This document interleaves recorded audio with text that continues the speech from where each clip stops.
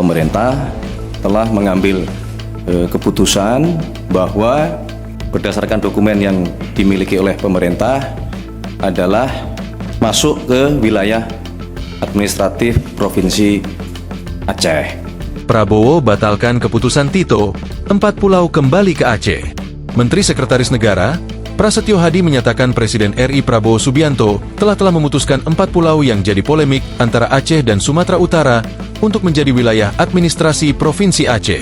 Pemerintah telah mengambil keputusan bahwa keempat pulau, yaitu Pulau Panjang, kemudian Pulau Lipan, kemudian Pulau Mangkir Gadang, dan Pulau Mangkir Ketek, secara administratif berdasarkan dokumen yang dimiliki oleh pemerintah adalah masuk ke wilayah administratif Provinsi Aceh.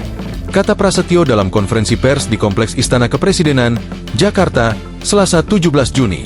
Prasetyo mengatakan keputusan tersebut diambil berdasarkan laporan dari Kemendagri dan dokumen data-data pendukung. Dia mengatakan Presiden Prabowo pun memutuskan hal tersebut berdasarkan laporan dan dokumen-dokumen data pendukung tersebut.